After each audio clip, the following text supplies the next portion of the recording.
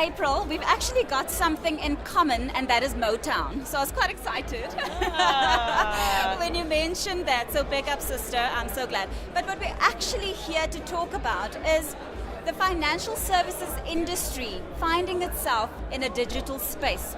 And how much information is too much information when targeting clients with tailored content? So that's a great question. I'm glad to hear that we share Motown as an interest because that's the way people connect on digital, exactly, right? The right brain type of thinking like you mentioned as well. Yes, and over and above investment returns and products and all of those things. So that's how people really connect on digital. Okay. But to your question on how much information is too much information, I would say there's almost not enough information that's available today. Even in the information age. Even in the information age, because financial services itself has been slow, particularly wealth management, to put out information itself. Yeah. And I feel that people, clients, prospects, will self-select. If they don't want the information, they'll ignore it. They'll reject it, yeah. Exactly. Yeah. But I think there's almost not enough information.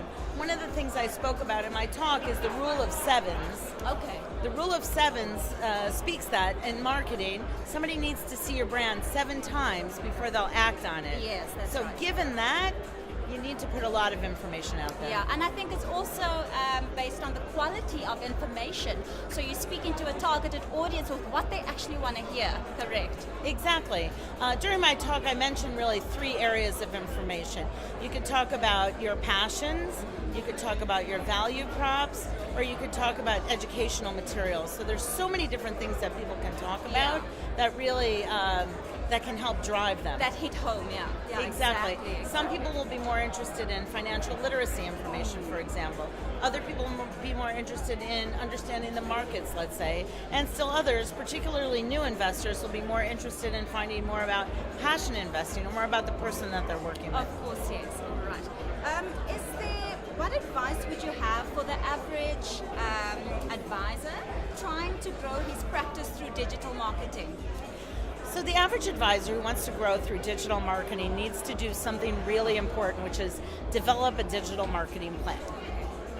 I find that advisors who work in planning sometimes have no plan. So the planners have no plan themselves. Even though they work on succession planning and business planning for their clients, they're sometimes at a loss for a digital marketing plan. So it's key to think about who they want to reach, what kind of messages they want to have, and have it down to exactly the frequency and constancy that they really want to be involved in digital. Otherwise, sometimes they abandon it and they don't stick to it. Yeah, exactly, because you could go days planning things in and out without actually having a real plan. Exactly. In which case, the plan is not going to yield anything because you really have no targets. No targets. Exactly. So it's haphazard. Yeah. So common challenges like trust when you're in the financial space versus that of trying to get them into a digital space is obviously trust. When you're working with people's money, they're always very sensitive about it. So you have to be sensitive about that as well. So how do you combat that? The trust element. The trust element is critical, and the way to combat the trust element is by having a very authentic profile online. So whether that's your LinkedIn profile, even down to the details like your photo.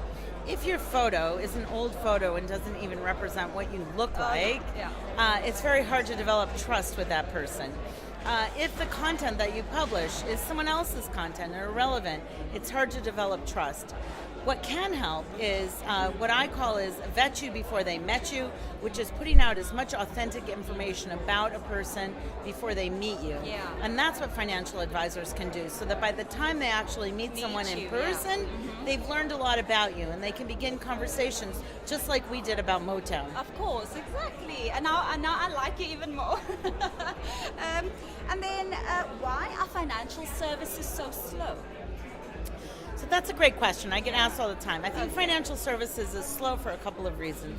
Number one, of course, it's compliance and regulatory. We all have to work within that framework. Of course. And many advisors will sometimes use that, though, as a crutch and say that's why they're not on it. But the truth is that we know that all the conversations that happen best are the ones that are to the side or outside the realm of really anything that compliance and regulatory touches.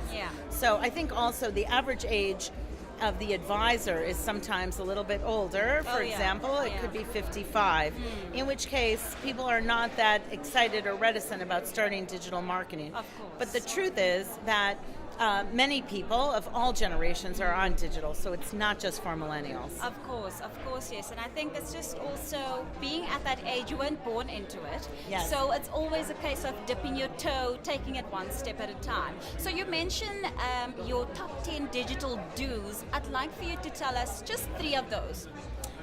So I think the top 3 digital do's are, number 1, developing the digital marketing plan. That is super critical. Another really important thing is being a node in the network. Okay. So enterprise firms have a digital plan, but every person needs to be a node in the network. And the other thing is ask, don't tell. Okay. I think financial advisors have a tendency to sometimes put themselves as an elevated advisor. And now that they can offer more than one entry point due to digital, they can certainly ask clients and prospects, centers of influence, how would they like to engage? Yeah. So asking instead of telling is critical as well. You also speak about building a community versus that of buying an audience. Can you take us through that a little? Yes, so it's very easy to buy followers and to buy an audience by either a print advert or buying followers or even putting a digital ad in. But you want to make sure that the right audience is being connected. So you need to be really targeted with it. And that's another thing that I think financial advisors, wealth management, all of financial services can really take a page from, is making sure that when they do digital, because it can be so targeted now, that you are targeting the right people, whether it's prospects, the clients that you're already working with, or centers of influence. Yeah. So you can have B2B or a B2C audience that you're looking at as well. All right. April, it's been an absolute pleasure speaking to you. You are such an insightful lady. We could sit here the whole day and you could educate us about the digital space, but I guess we'll get a time for that sometime later in the conference, hopefully again. Yes. But thank you so much for joining us. Thank you for having me. It's a pleasure to be here.